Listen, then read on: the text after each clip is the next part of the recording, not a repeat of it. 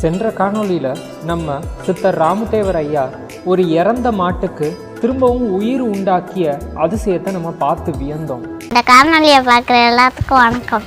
நம்ம சித்தர் ராமதேவர் ஐயாவுடைய அதிசயத்தையும் அற்புதத்தையும் ஒரு வீடியோவாக தினமும் சிவபுரமைய சேனலில் பார்த்துக்கிட்டே வரோம். அப்படி ஒரு அதிசயத்தை தான் இன்னைக்கு நம்ம பார்க்க போகிறோம். வாங்க வீடியோக்குள்ளே போகலாம். வணக்கம். வணக்கம். எப்படி இருக்கீங்க? நல்லா இருக்கேன். நீங்கள் எப்படி இருக்கீங்க? நல்லா இருக்கும். ஐயாவோட அதிசயத்தை நீங்கள் ஒன்று சொல்லிக்கிட்டு வரீங்க. இன்னைக்கு என்ன அதிசயத்தை பற்றி சொல்ல போகிறீங்க? தான் கூட வந்தவங்களுக்காக ஐயா ஆற்றுப்படுகையில் அறுசுவையோட 6 வகை கூட்டோட ஒரு அதிசய சாப்பாடை வரவழைச்சு கொடுத்தது. ஐயா ஒரு முறை ஏனாதி கிராமத்திற்கு மேற்கில் 2-3 கிலோமீட்டர் தொலைவில் ஆறு உள்ளது. அந்த ஆற்றை கடந்தால் பல கிராமங்கள் இருக்கின்றன. அப்பொழுது அந்த பகுதியில் ஒரு கிராமத்திற்கு அருள்வாக்கு கூற ஐயா அவர்களும் ஐயாவுடன் கூட 3 நபர்களும் ஏனாதியில் இருந்து சென்றனர். புதிதாக ஒரு நபர் ஐயாவின் உடன் செல்லும் நபரிடம், டேய் நானும் சாமி கூட வாரேன், நீங்கள் எல்லாம் சாமி கூட போனால் நல்லா நெல்லுச்சோறு கிடைக்கும் என்றும் என்னென்ன அற்புதங்களோ சாமி செய்வார் என்று சொல்லி இருக்கிறீங்கள்ல, இன்று நானும் வருகிறேன் என்று சொன்னார். உடன் வந்த நபர்களும் சரி வா என்று அழைத்து கொண்டு சென்றனர்.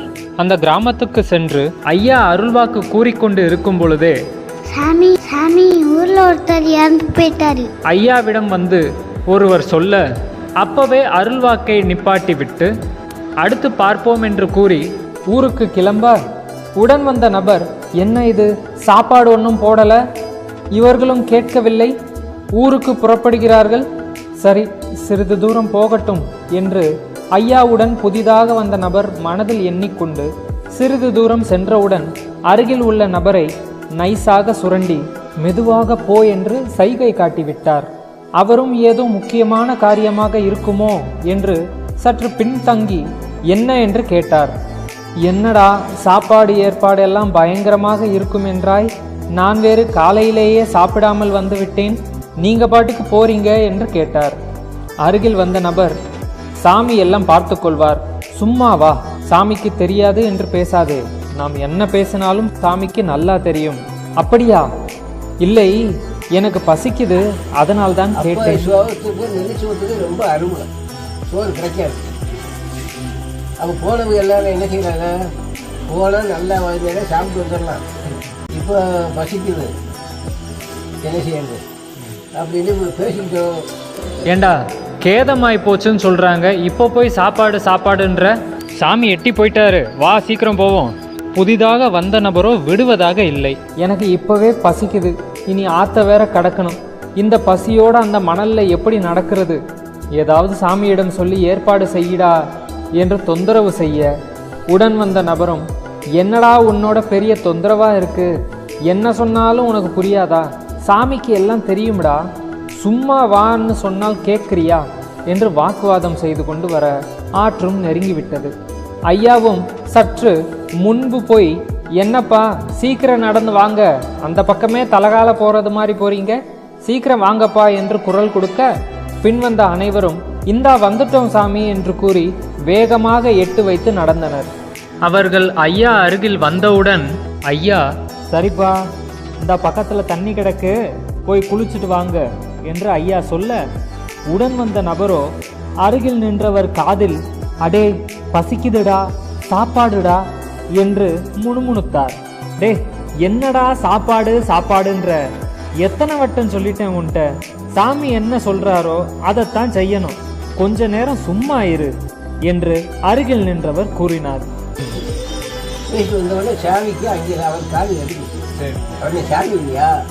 சிறிது நேரத்திலேயே ஐயா, குளிச்சுட்டு வாங்க சாப்பாடு தயாராகிறோம், சாப்பிட்றலாம், ஆளு சாப்பாடுன்னு ரொம்ப சங்கடப்படுறானே என்று ஐயா சொல்ல, இதை கேட்டவுடன் புதிதாய் வந்தவருக்கோ திக்கென்று இருந்தது.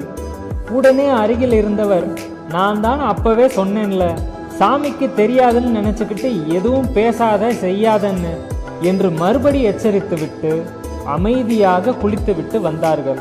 குளித்துவிட்டு வரும்போதும் புதிய நபர், என்னடா சாப்பாடு தயாரா இருக்கும்னு சொன்னாரு, ஒன்றுத்தையும் காணோம் என்று புலம்ப, பசிக்காக்கு பசிக்க ரொம்ப பசிக்கு அப்படி கேட்குறாங்க. ஆமாம், சாமி கேட்காரு. ஐய, உன்னை கூட்டிட்டு வந்ததே தப்பா போச்சே என்று உடன் நின்றவர் கடிந்தார். பிறகு அனைவரும் ஐயாவை நெருங்கி சென்றனர். இங்குதான் ஐயா தனது திருவிளையாடலை அரங்கேற்றியுள்ளார். இவர்கள் குளித்து கொண்டு இருக்கும் நேரத்தில் ஐயா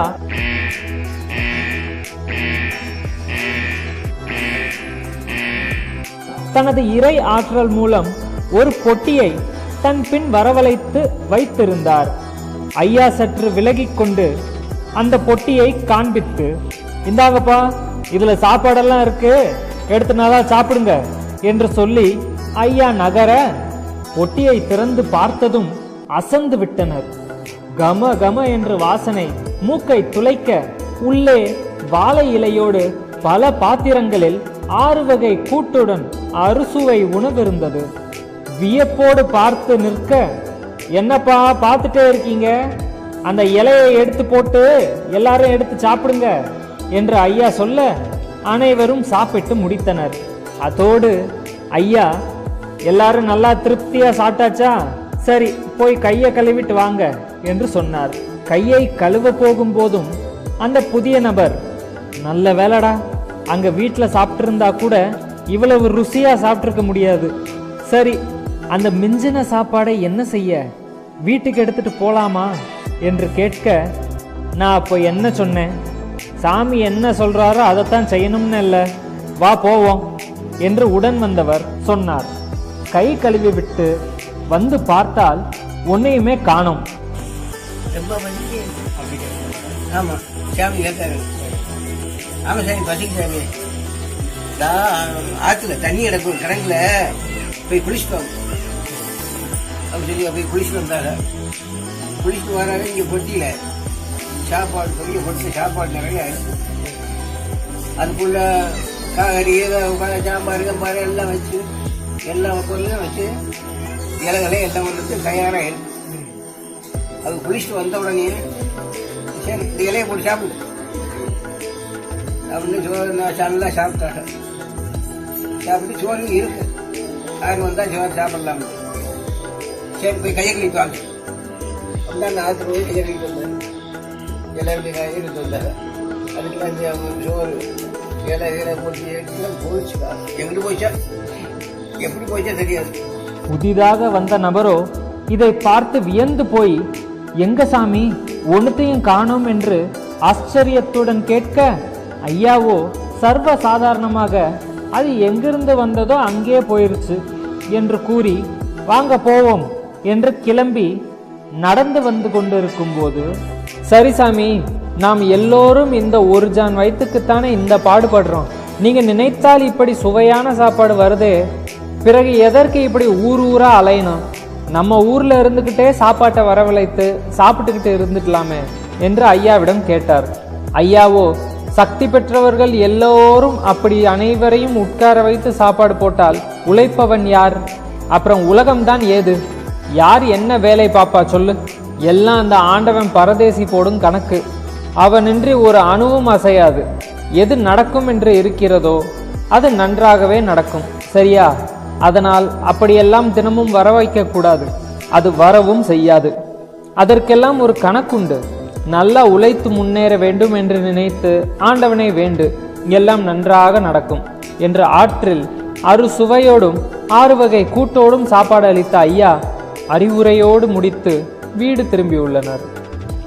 இது போன்று பல ஆன்மீக அற்புதங்களை அறிந்து கொள்ள நமது சிவபுரம் ஐயா யூடியூப் சேனலை சப்ஸ்கிரைப் செய்து கொள்ளுங்கள். அடுத்து ஏனாதி சித்தர் ராமுத்தேவரின் அதிசயங்களை அடுத்த காணொளியில் காண்போம். நன்றி. லைக் பண்ணுங்க, ஷேர் பண்ணுங்க, சப்ஸ்கிரைப் பண்ணிடுங்க.